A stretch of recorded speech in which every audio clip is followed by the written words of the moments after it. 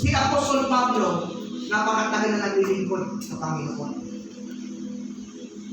Sa kanyang paglilingkod, marami siyang na-encounter ng mga pilosopong tao. Walang takot sa Diyos. Lapastakan sa Diyos. Puro man sarili. Diba, nakita natin ang tao. Tawanan pa yung mga mayayaman pag sabi mong announcer, sabi mong babae na nagsabi, the God of the creator of the universe is self-mentioned. Puro kakan pa si mga tao. Wagas pa magkupak, tawa-tawanan pa sila. Na-insulto ang Panginoon. Sa ating mga Kristiyano, alam natin ang katotohanan. Nasaktan tayo roon. Sinabi niya na wala may iambang ang Diyos sa kanilang buhay. Sino ang may likha ng buhay mo? Sino ang magbibigay ng hininga mo? Sino ang nag-create nito? Pero sasabihin mo, ang Diyos ay walang ambang. O, diba? Nakita natin ang kahinaan ng tao. Ang akala lang mayaman, kaya din na nilang paikutin ang buong mundo. Kaya na nilang paikutin ang Panginoon, hindi po. Sabi rito, mag-ingat tayo. Kasi 2 Timothy chapter 2 verse 18 to 19. Sabi po rito sa 2 Timothy chapter 2 verse 18 to 19.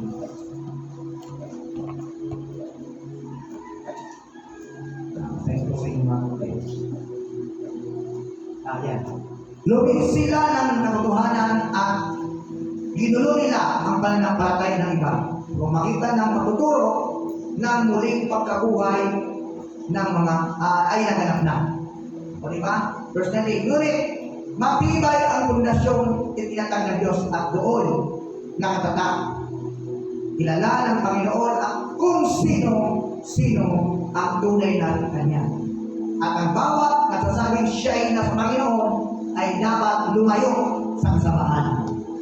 O diba? Dito natin nakikita. Sabi dito, marami pong nangangaral. Maraming mga pakinggan tayo mga false teacher.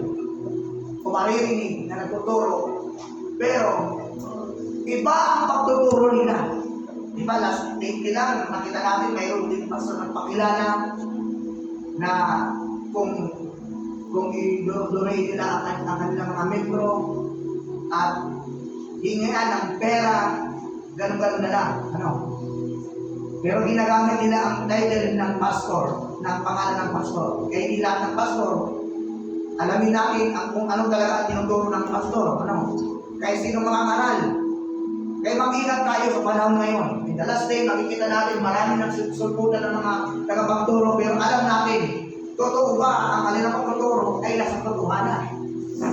Tayo mga Kristiyano na nag-aaral ng salita ng Diyos ay nakabase tayo, naka-Bible-centered tayo. Kung anong tinuturo ng Biblia, kaya nasa everyone, mayroon tayong sariling Bible para makita natin kung anong tinuturo natin.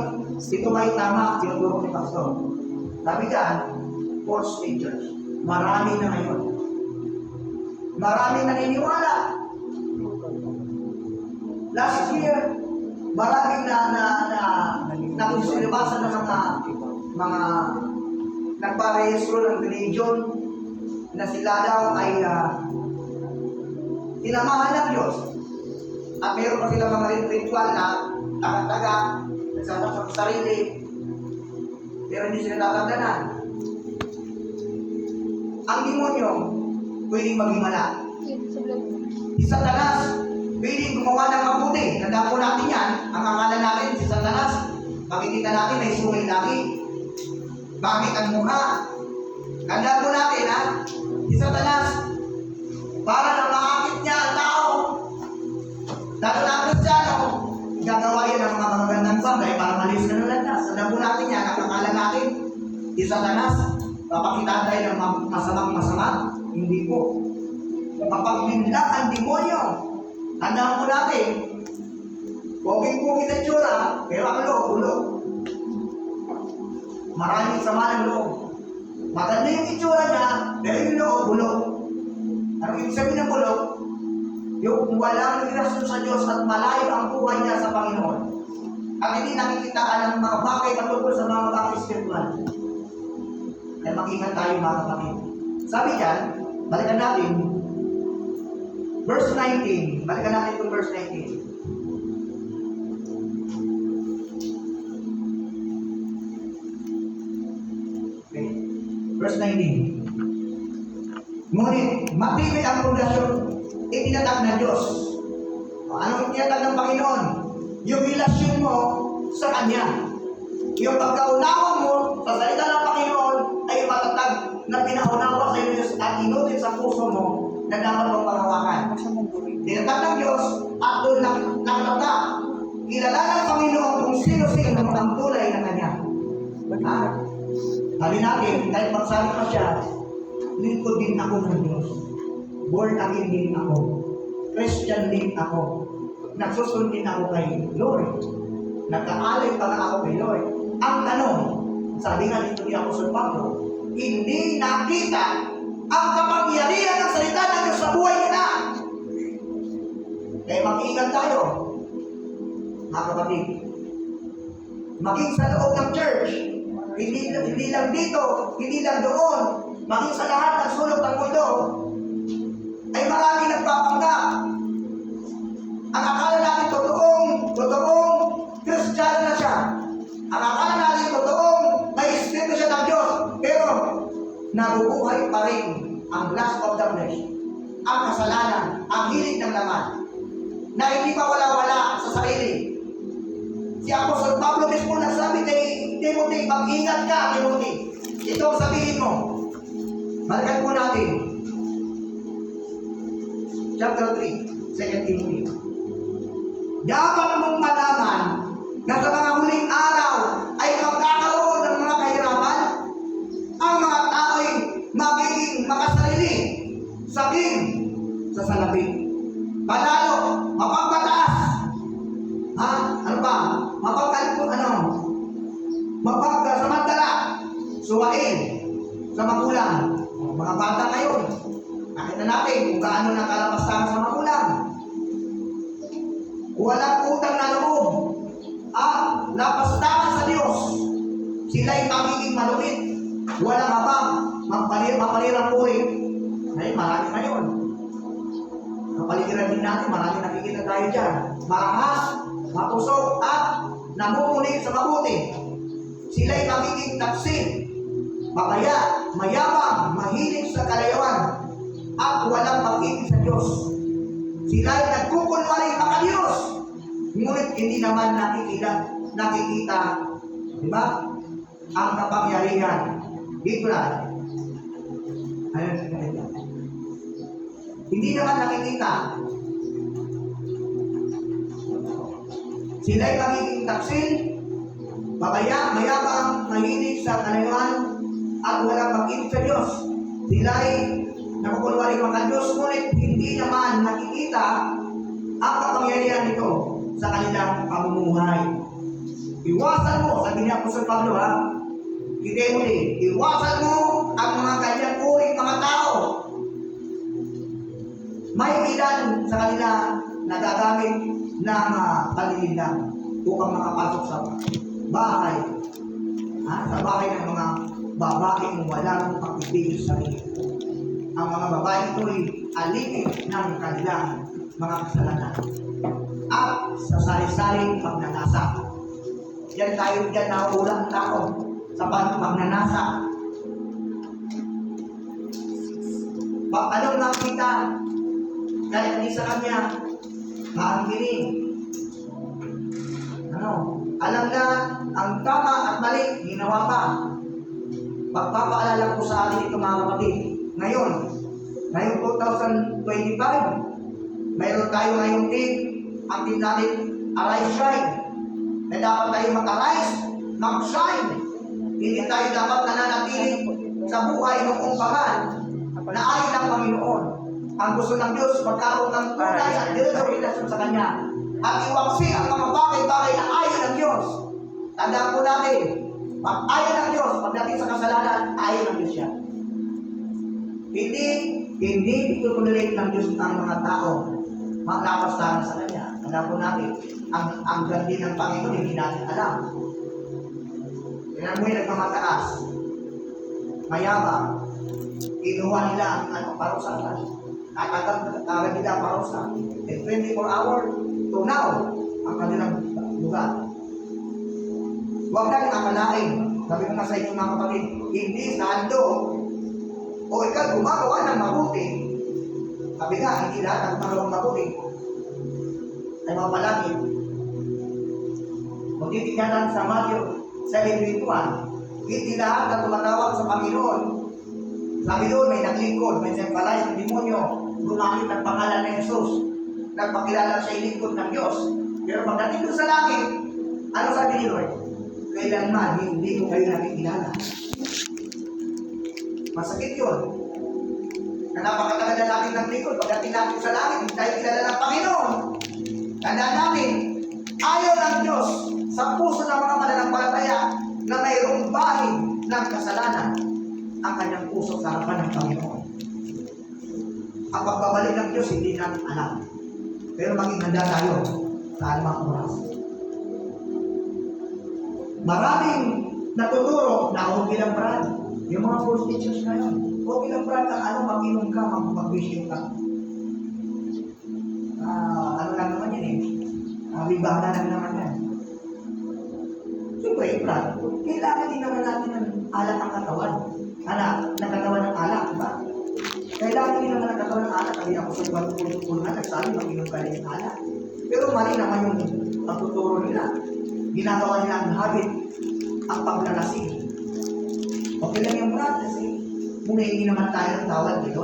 Tandaan natin ang sinabi ng Matthew 7:21, naglingkod, nagpalayas ng demonyo, tumawag sa pangalan ng Diyos, gumawa ng mabuti, naghandog siya, pero kailan natin dito, hindi ko kayo nakikilala.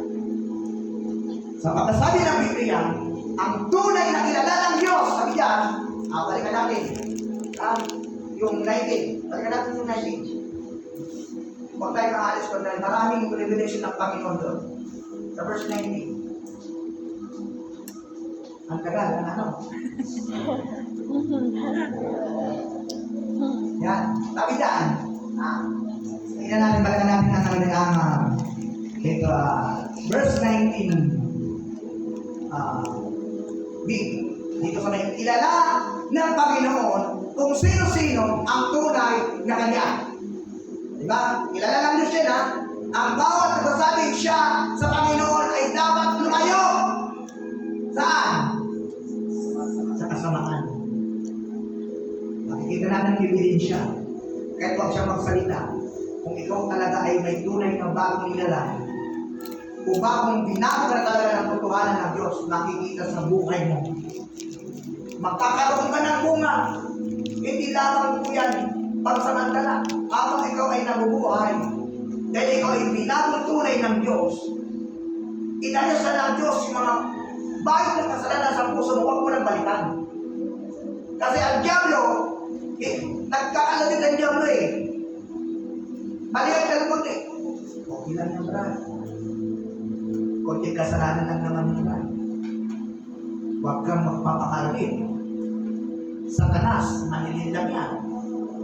Satanas, alam mo, gumagawa ng mabuti din yan. Naihimalalin yan, kapatid. Tignan mo, ang ginawa kay Christ. Bago si Christ sumabak sa malaking ministeryo, nung si Christ nag-fasting siya 40 days and 40 nights, anong ginawa ng Diablo? Nilinlang ang Panginoon, pero hindi nagtagumpay si Satanas. Diba? Nangako siya. Inopera mo si Christ. Nakikita mo sa lahat na yan, mga kayamanan sa mundo. Akin yan, sabi ni Diablo. Akin yan. Kung sasambahin mo ako, sabi ni Satanas, at luluhod ka sa akin, ang lahat na yan, ibigay ko sa iyo. Wow, grabing pangalan ni Satanas. Galing. Pero si Christ ang sabi, Satanas, lumayas ka. Tanging Diyos lamang ang dapat yung sambahin sa Espiritu ng Katotohanan. Halit pa rin Satanas. Kaya nga po, kung gusto mo maranasan at maranasan natin ang manifestation ng salita ng Panginoon sa buhay mo, panghawakan mo, tayuan mo ang salita ng Panginoon na ikaw ay anak ng Diyos. hinahina, inubira ng kayamanan, maluyo-luyo yung Kristiyano, sayang ka rin. Ikaw muna ng opportunity. Halimbawa, ikaw ay Kristiyano, naglilingkod sa Panginoon. Inubira ka ngayon, Brad. Tatakuan ka ngayon, sports car. Papakibuan ka ngayong mansion. Magaling ka lang ngayon sa born again. Tagalog, baby. May Tagalog pala. Tagalogin mo. Brad, diba? Ikaw ngayon ay pera. Brad, bibigyan kita ng magandang kotse. Bibigyan kita ng malaking bahay. Ngayon, iwanan mo lang ang paglilingkod kay Kristo. Ano gagawin mo? Bibigyan ka ng magandang bahay, may kotse at maraming pera. Siguro, ang taong materialist rin, pag tumingin ka sa material na bagay, madaling mahanap. Kasi pera agad eh. Pera. Pero ang kapalit naman, ang kaluluwa. Sabi ng Panginoon, ang sino man magtanggi sa akin dito sa lupa, ay itatanggi ko rin sa harapan ng aming mga kasalanan. Tandaan po natin sa paghuhubong, mabutit masama, walang sundin dito. Lahat ng tao harap sa Diyos. Lahat ng tao, mabuti masama, mayaman, mahirap, may pinag-aral na wala, haharap tayo. Haharap tayo. Lahat haharap sa harapan ng Panginoon upang magsulit sa Kanya. Kaya kung may mga bagay-bagay na nalilihim-lihim pa, alisin na natin yan. Ngayon ko lang napansin, mag-analysis natin. Praise the Lord, Almighty God. Alisin natin ang bagay na kasala sa puso natin upang dumaloy at tuloy-tuloy ang biyaya ng Diyos. Sabi ko nga, sabi ko, Lord, ang sabi ko ngayon, Lord, spiritual maturity. Pinanananin ko na Lord. Kung papayagan mo ako, ang nagpapit ko ngayon, Lord, ngayong Sunday, spiritual maturity. Pero hindi. Ito ang gusto kong ituro mo. Dahil may line up na ako eh, nagkagawa na akong sa'yo, okay. Pag-isip ko alas 2 sa madaling araw, ano nato pa ako? Okay, babalik ako nila, nililinig ako nila ng pera. Pero, pagbukas ka ng second team mo agad, ang mga huling araw, yan ang gusto mong ituro. Agad, pinalitan ko po yung aking preaching, okay, dahil ako gawa, inatok ako, nakaratlo akong kape, wala pa para mawala na yung atok ko. Ang ganda nakatulog ng anong mensahe. Kaya the figures of the last day. Dito natin nakikita, malapit na po. Ang pagbabalik ng Panginoon, hindi natin alam. Nakikita natin ang mga sciences sa buong mundo, nangyayari ngayon, lindol, bagyo, mga baha, mga kasamakan, mga sakit karamdaman, ano ba? Ang mga bagay na nangyayari na kagutom na iba't ibang panig ng mundo, gera, iba't ibang panig ng mundo, marami nang nagaganap. Pero sabi ng ina, Pastor, since pa ako naging bata, narinig ko na kay mama at papa na malapit na naman yung Panginoon. Bakit naman kayo hindi malumati? Sabi ko, kapatid, sigurado ka na makasama ka sa pagbabalik ng Panginoon. Hindi ko alam, Pastor, yan ang sigurado mo. Kaya hindi pa bumabalik ang Panginoon dahil hinihintay ka bang magsisi sa kasalanan. Ang lahat ng tao ay binibigyan ng pagkakataon upang magsisi at magbalik loob sa ating Panginoon. Kaya mga kapatid, ang buhay Kristiyano, hindi ito biro na basta kailangan pumasok sa simbahan, ayos lang, paglabas mo sa simbahan, balik ka sa dating buhay, para tayong water lily na ganun-ganun lang tayo, balik-balik. Pag dito, pagpapunta niya tubig, ang agos sa tubig, papunta ka na dyan. Pagbalik na, papunta niya ng tubig, papunta ka rin dyan.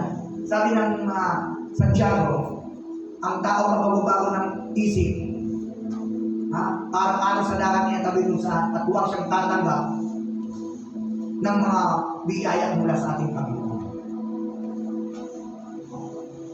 Pinakita niya ang Apostle Pablo dito, the Apostle Paul provides a list of sinful behaviors and attitude. Diretso po natin basahin ng mga nakita natin mga karakter dito, mga ating dito, nakita natin na kung saan pinakita ni Apostol Pablo na pagdating ng panahon, ito na yun, magkakaroon ng kahirapan, mga tao yung magiging makasarili, o di ba? Kapag dating sa sa papatila ng tao, makuwala niyang pera, nanakawin niya ang mga bagay na hindi sa kanya. Ganun po yan. Ano ba po? Sa verse 5, sila ay kukunwari ng mga Diyos. Ngunit hindi naman nakikita ang kapangyarihan sa kanilang buhay. Mahirap ito mga kapatid kung hindi makita sa atin ang tunay na pagbabago. Sabi nga, yung si Satanas, mahilig yan parang sniper yan. Parang sniper Satanas. Lihim lang siya pero mayroon na siyang pinabalang. Minsan, ang akala natin, nandun pa tayo sa presisyon ng Panginoon. Ang akala natin sa desisyon natin, sinasamahan pa rin tayo ng Panginoon. Kaya kahit po hindi tama o hindi tuwid na mamumuhay o may kabanalan, pinipilit pa rin natin na gawin sa buhay natin. Kaya Kristiyano na tayo. Hindi po ganito. Nakita dito na ako sa Pablo, paano pamumuhay na mayroon ang tao ngayon. Noon pa hanggang ngayon, paulit-ulit lang po ang nangyayari. Kapag ikaw ay napukunwari lang na Kristiyano, mahirap yung kapatid. Sayang ang pinagpagulan mo. Sayang ang pinagpapagalan mo. Araw-araw, nanalangin ka, pupunta ka sa simbahan, pero hindi naman nakikita sa ating buhay. Number 2, selfish behavior. Itong makasarili. Sa Timothy chapter 9, buong chapter ito pinakita na isa-isa ko, ulit-ulit lang po ito. Ngayon sabi dito, lahat ng gustong natutunan ng mga babae ito, ngunit kailanmay, di sila nakakaunawa. At tulad nila, nina Hanes at Ambres, na sumasalungat kay Moses, sila ay sumasalungat din sa katotohanan. Wala silang iisip na kabutihan at hindi tunay. Hindi tunay ang kanilang pananampalataya. Ibig sabihin, marami talagang tao na nakukulwari lang na Kristiyano na born again. Pero hindi naman talaga nakita ang tunay na makapagbago sa kanya. Pagdating sa simbahan, Christian siya. Pag sa labas, unbeliever siya. Mahirap yun, kapatid. Kaya isang babala, kaya bakit ito ang binigay sa ating mensahe? Pinapaalalahan tayo ng Panginoon ngayon na huwag natin basta-bastahin ang magiging Kristiyano natin. Kapatid, tinawag tayo ng Panginoon para sa kabanalan, sa matuwid na pamumuhay. Hindi nagbibiro ang Panginoon sa ganitong bagay. Kung tayo nagbibiro, ang Diyos hindi nagbibiro. Magpakatotoo tayo, kapatid. Yung behavior natin, dapat nakita sa atin yun, yung tunay na lang tayong ginako, yung pag-ugali natin, pakikisama natin sa kapwa natin, mapagbatas pa rin, mapaglihim pa rin, maraming pa mga lihim sa puso, alisin na po yan. Hindi dadali ba pangyayari natin sa ating buhay kapag mayroon nakaharap yan. Kahit pa sabihin po natin, hindi ka naman naghihirap. Financially, may pera ka naman. Pero tinutukoy dito, spiritual na bagay, yung mahirap kang makaabot sa presensya ng Panginoon kahit anong mangyari. Mahirap kang lumako sa buhay Kristiyano. Hindi ka pa rin magamit gamit ng Panginoon diretsyo dahil sa mga bagay na pinatangkilik natin.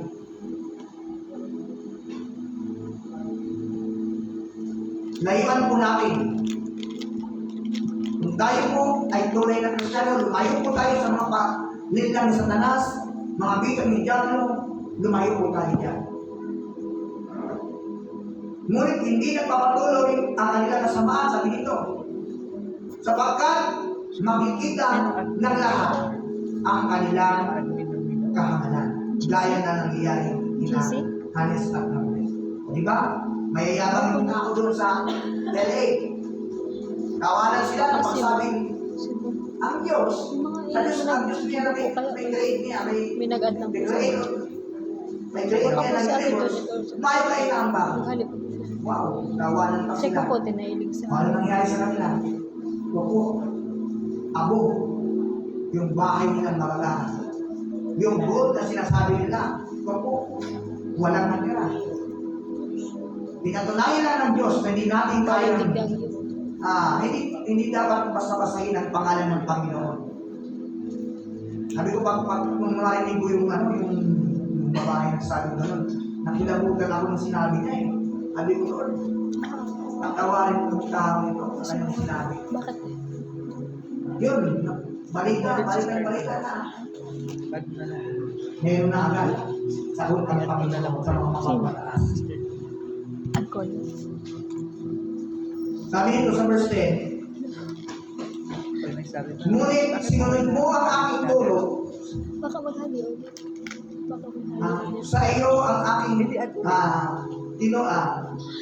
ngunit sinunod mo ang aking turo, sa iyo ang aking ugali at layunin sa buhay, tularan mo ang aking pananampalataya, magtyaga, mag-ibig at katapatan. Verse 11, nasaksiyan mo ang mga pag-uusig at paghihirap na dinanas ko sa Tito at Iconio at Lystra.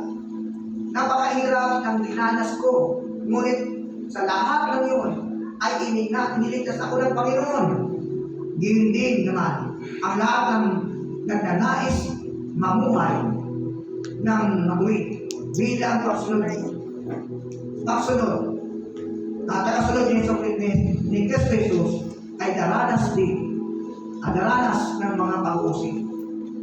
Samantalang ang masama ay lalo magpapakasama at ang malilinlang ay patuloy na malilinlang at sila man ay malilinlang din. Ngunit ikaw magpatuloy ka sa mga aral na natutunan mo at matibay mong paniwalaan kapagkat kilala mo ang nagturo nito sa iyo.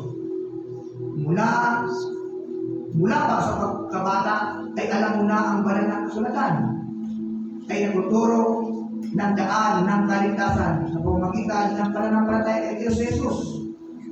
Ang lahat ng kasulatan ay kinasihan ng Diyos at magagamit sa pagtuturo ng katotohanan sa pamamagitan sa pagtama sa maling katuruan, sa pagtuwid o pagtutuwid sa likong gawain at sa pagsasanay para sa matuwid na pamumuhay upang ang lingkod ng Diyos ay magiging sarapat-dapat at handa sa lahat ng mabubuting gawain. Ito ay ulit-ulit na sinabi ni Apostol Pablo kay Timothy. Ito yung gustong nakita ni Apostol Pablo na kung nakikita natin na ang sarili, yung ibang tao o tayo, nakikita natin na hindi magandang pag-uugali, magandang pamumuhay. Ito yung turo ni Apostol Pablo na dapat nating alalahanin.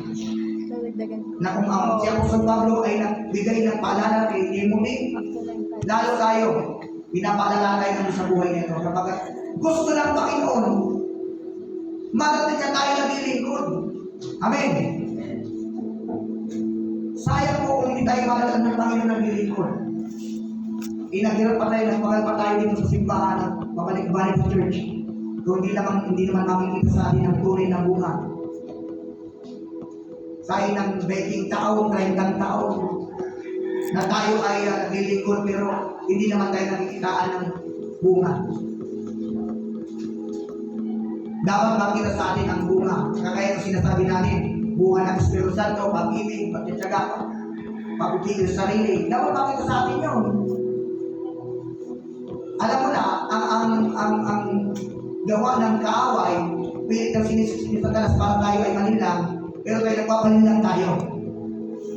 Huwag tayo magpanilang sa mga bagay na binibigay ng Diablo. Na puro pang sarili. Kasi pag sinabi ito, di ba nabanggit ito, makasarili. Yung mga tao makasarili.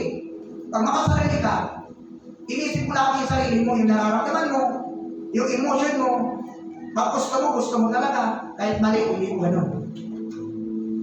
Si Lord, tinitignan na tayo, at pinapakinggan niya, kahit yung emotion natin, kung nasa tama.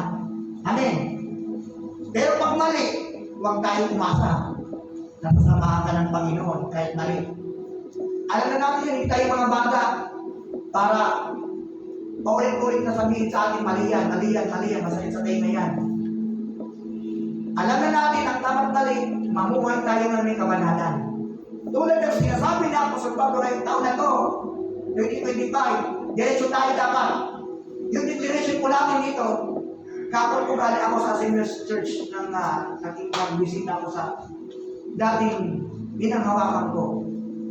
Natuwa sila sa pagbisita ko kahapon at na-miss nila yung samahan namin.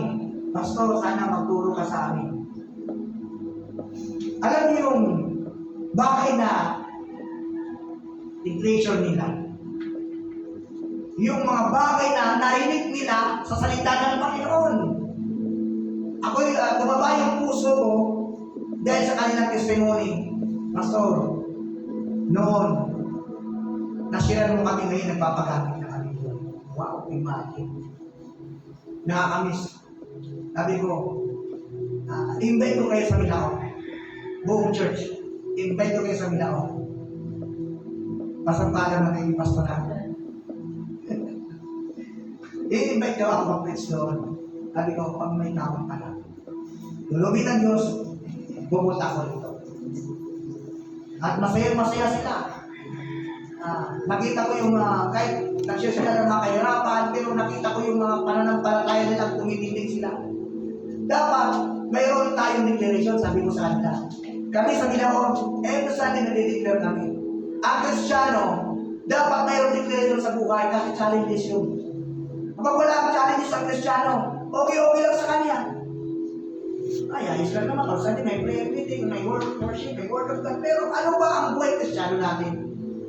Yung continuous tayong nagbibigay kay Lord ng papuri, naglilingkod, kasi ang ministry, hindi lang dito sa church, sabi ko nga sa mga kabataan, ang ministry, kahit saan ka pumunta, kapag ikay nagpapatuloy sa paglilingkod, ang relasyon mo sa tayo nagpapatuloy, ministry yan. Ang akala natin dito na sa church, nagkakanta, nag-worship, nakikinig, hindi yan ang ministry lang. Maging sa labas,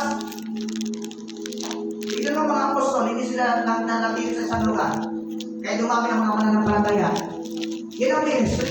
Naghahayo, nag-evangelize, nag-share ng gospel. Pero kung nakukulang tayo dito, nalaguan tayo, hindi po. Sabi ko sa kanila, mag-challenge natin na ating sarili. Tingin mo natin ito, mag-declare na, ano ang gusto mo? Kaya declare natin dito, walang iwanan. Amen. Sama-sama tayo umulan. Pagpapalain ni Lord, spiritual, maging sa literal, maging sa physical, material na bagay na, wala may iwan. Yan din ang heart ni Lord. Na pagpapalit niya, maladyan na tayo na pupuri sa Kanya. Paano kung dumating ang Panginoon, sa araw na yan ay naglabig ka? Sa araw na yun ay mayroong kang kinikintim ng sama ng loob.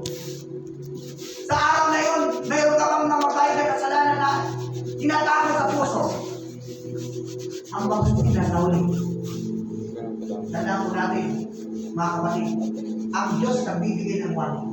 The Apostle Paul, in the Bible, 2 Timothy chapter 3, the Apostle Paul warns to Timothy about the mga tribulation, kahirapan, mga prostitute, prophet, dumating, pinaalalahanan.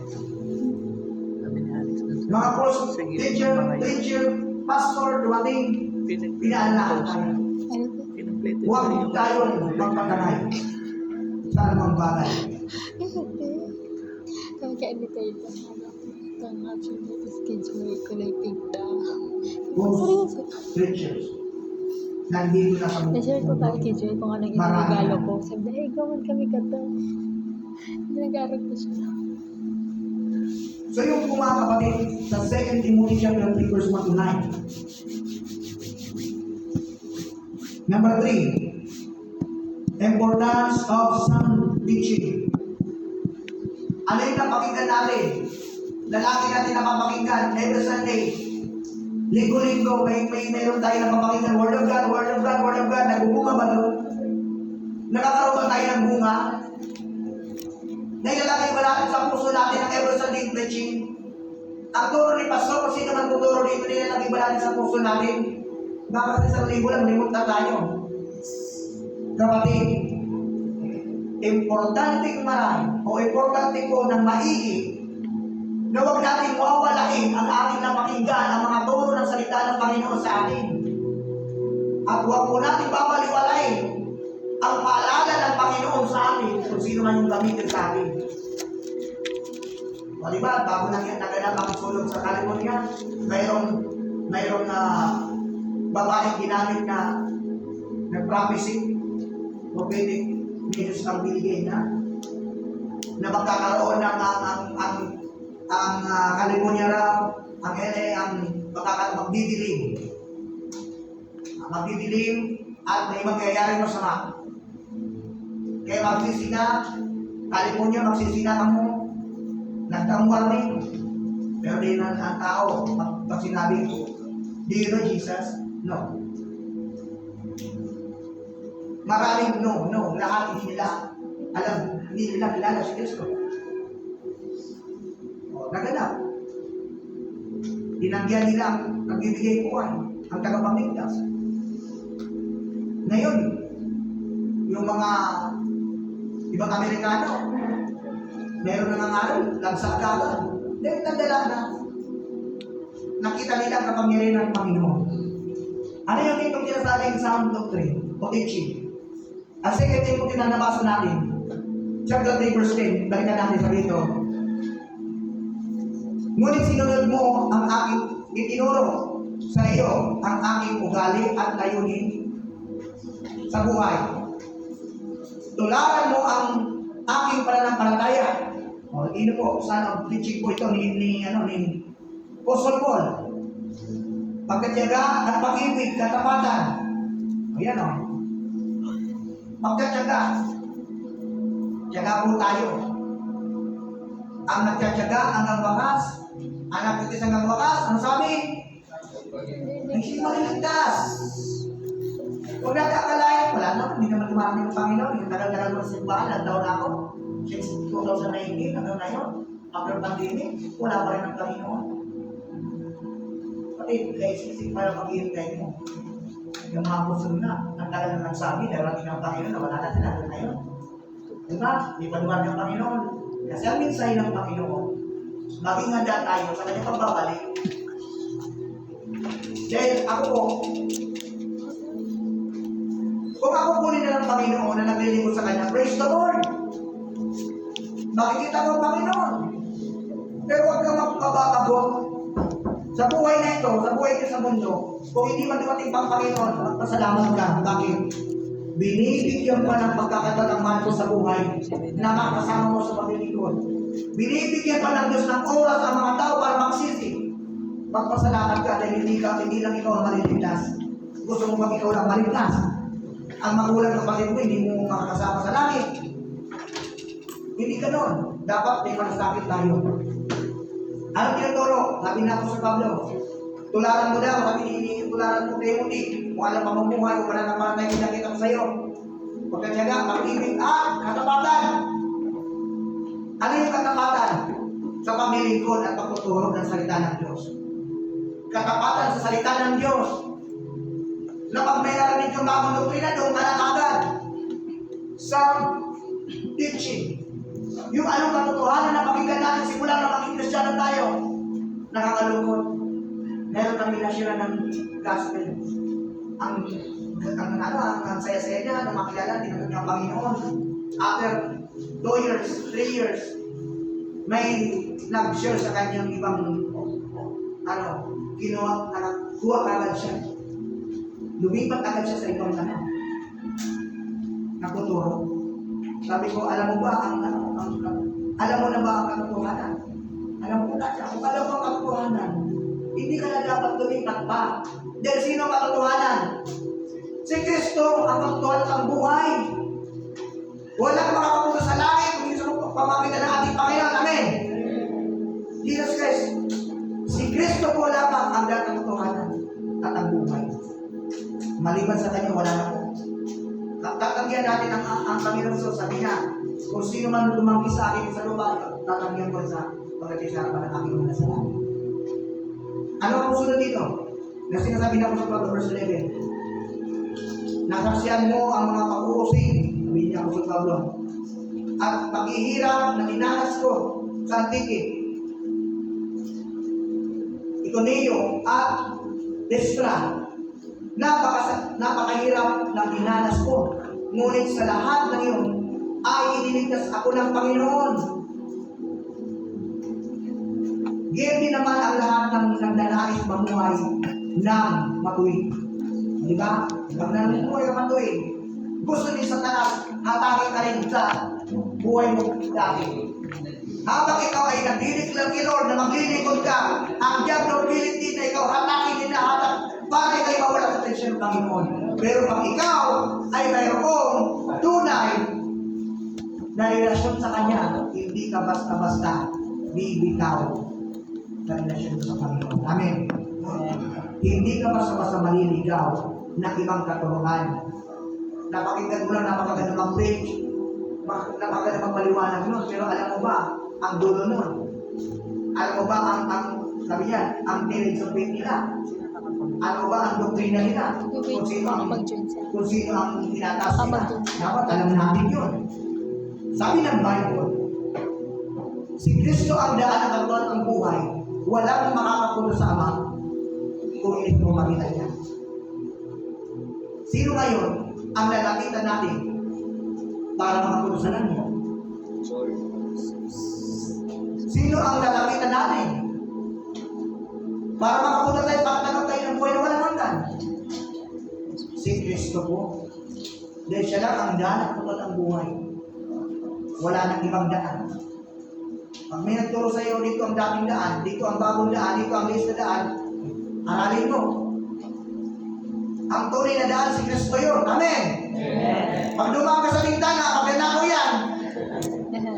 Kaya dumaan tayo sa tamang daanan. Walang ibang daan, pintuan, si Kristo lang, para tayong maligtas. Na kung wala ka sa puso mo, sabi niya, ano ba lang, kaligtasan? Dahil sa kanya lang kaligtasan nagmumula. Pero pag may Kristo ka sa puso mo, alam mo si Kristo kung sino siya. Si Kristo ay namatay sa cross ng Kalbaryo. Dahil at nung araw na buhay sa muli, umakyat sa langit na siya muling babalik. Ngayon, dapat malaman ng maraming tao na namatay ang Panginoong Jesus para sa ating kasalanan. Tinubos niya tayo ang kanyang dugo na dumalag sa cross. Nilinis niya tayo sa lahat ng uri kasalanan at kasamaan upang may magkaroon ng koneksyon kay Lord. Magkaroon ng koneksyon kay Lord Jesus. Yun ang ginawa ng Diyos sa atin. Kaya tinuturo na ako sa Pablo, tinuturo din po natin ngayon at tinanggap po natin. Iisa lang ang layunin. Sabi niya ako sa Pablo, ang layunin. Ang pananampalataya. Bakit? May pananampalataya ka ng iba. Maliban sa pananampalataya ng Panginoon. Iba yan. Mahirap yan. Dapat maging Christ-centered tayo. Amen. Si Kristo ang sentro ng ating buhay, ng ating pananampalataya, ng ating pamilya, ng ating relasyon. Si Kristo po ang sentro dapat ng ating buhay. Wala nang iba. Ano bang sinasabi ito ni paalala na Apostol Paul? Sabi sa verse 12, gayon din naman, ang lahat nagnanais na mamuhay ng matuwid bilang tagasunod ni Kristo Jesus ay daranas ng mga pag-uusig. Tanongin ko po kayo, Kayo po ba ay inusig na ng dahil sa paglilingkod sa Diyos? Nakarinig na po ba kayong mag-aalipusta? Minumura kayo ng dahil sa inyong pananampalataya kay Kristo? Palakpakan ninyo ang Panginoon. Dahil ang Diyos ay sumasa inyo. Amen. Palakpakan natin ang Panginoong Diyos ako. Kapag nakitaan ka ng pagbabago ng sanlibutan, nakita sa iyo ang liwanag, magpuri ka sa Diyos dahil ikaw ay nasa tunay na liwanag. Sino ang liwanag? Si Kristo ang liwanag. Wala nang iba. Yun ang sound teaching ni Apostol Pablo na pinangahawakan. Hindi tayo basta-basta natatagay sa sari-saring aral ng mga tao o nagsasabing sila ang tama. Ang tama po, si Kristo. Walang iba. Ang katuruan ni Kristo ang tama.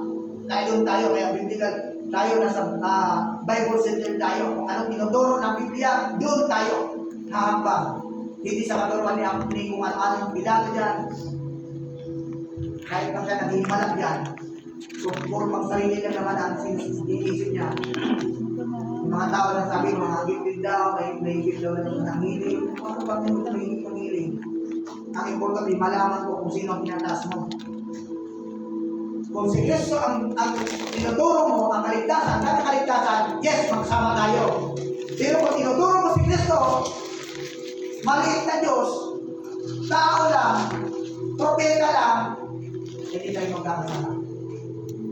Dahil siya lang na, sabi ng Biblia, ang daan ng katawan ng buhay, wala makasama kung hindi mo makita niya. Bakit ka ba lalayo? Si Kristo na nga, sinabi na ng Bible, sinabi na ng Ama, kilalanin din niya. Iyan ang anak kong lubos kong kinalulugdan. Kilalanin niya siya. Nagsalita ang Ama. Ang Diyos na buhay nagsalita. Ang anak ko si Jesus Kristo, ang taga-Nazaret. Kilalanin niya siya. Kapag siya ang anak kong lubos kong kinalulugdan. Siya lang ang katuparan para tayo ay maligtas, magkaroon ng buwag, magkaroon ng kaligtasan ng makalapit sa Diyos.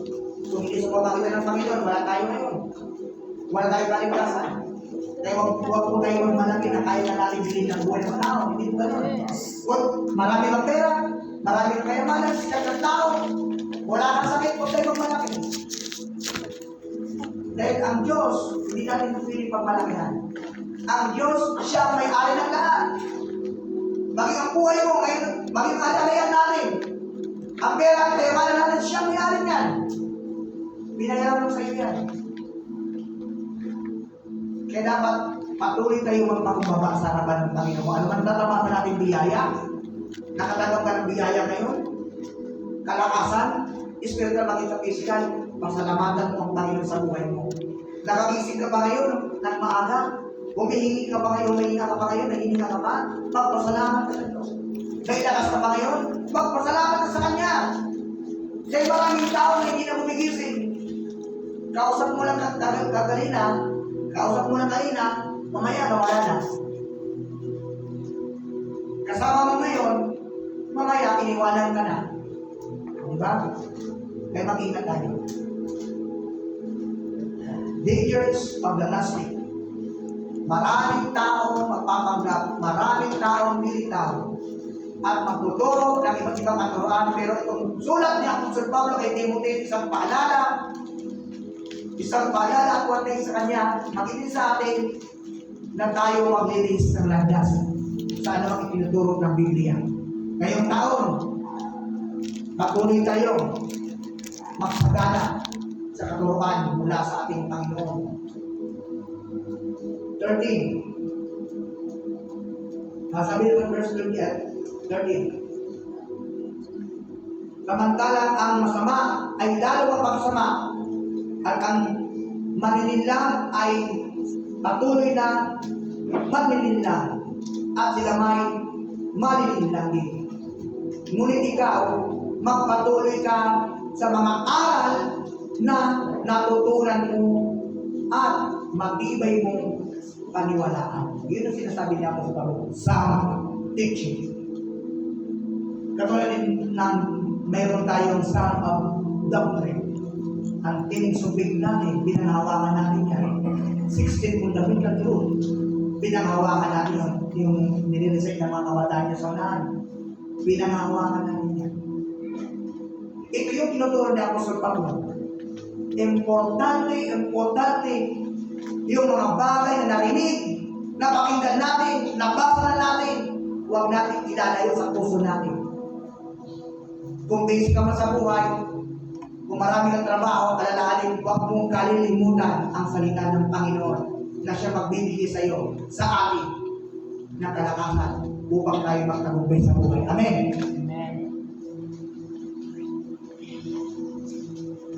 Verse 16 and 15 ay 14. 15 na pala. Mula sa pagkabata ay alam mong ang banal na kasulatan ay nagtuturo ng daan ng kaligtasan sa pamamagitan ng pananampalataya kay Kristo Jesus. Diba? Simula nang makilala mo ang Panginoon, narinig mo ang salita ng Panginoon, tinanggap mo ang Panginoon sa bilang tagapagligtas, pagyamanin mo kapatid. Yun ang umpisa nung ikaw ay tumanggap sa Panginoon bilang Panginoon at tagapagligtas ng Panginoon sa Kristo. Pagyamanin mo yan. Huwag mong aalisin sa puso mo.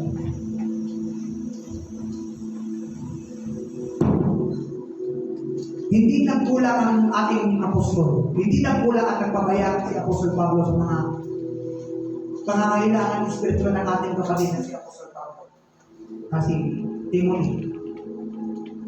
Sa atin naman, bilang mga anak ng Diyos,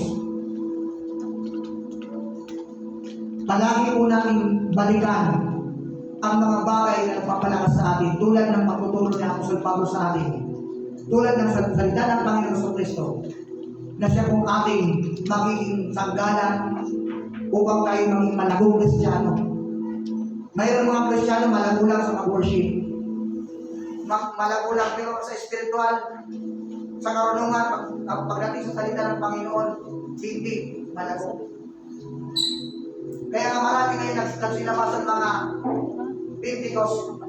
Pentecostal church na talagang tinitindigan nila na hindi lang sila rooted sa worship o sa kantahan, kundi rooted din po tayo sa salita ng Panginoon. Ibig sabihin, naging malago ka sa pangangaral, naging malago ka sa pagiging Kristiyano, naging malago ka sa buhay Kristiyano, nang dahil po sa salita ng Diyos. Dahil hindi natin pinawala, sinasakitan ang salita ng Panginoon. Kahit wala ka na sa simbahan, nasa bahay ka na lang, dapat meron tayong tinatawag natin personal devotion. Na huwag natin kakalimutan yung kapatid. Lagi huwag natin asahan si pastor na nagtitit sa unahan na, ay, mayroon naman pwede si pastor sa natin. Ay, nandiyan naman si pastor para magturo sa atin. Hindi ko gano'n. Kundi, mag-aral tayo. Salisigin natin ang salita ng Panginoon para hindi tayo malito ng landas. Mga kapatid, bilang pagtatapos, gusto kong iwanan sa inyo mga kapatid na mag-ingat tayo sa lahat na nangyayari. Mag-ingat tayo sa mga bagay na dumarating sa ating buhay. Ipanalangin natin sa Diyos na mga bagay na yan kung kalooban niya o gusto niya mangyari yan. Dahil hindi lahat ng bagay hindi mong i-grab. May mga bagay na dapat mong iwasan at alisin para po hindi tayo malayo sa presensya ng ating Panginoon. Tumayo po tayo lahat mga kapatid.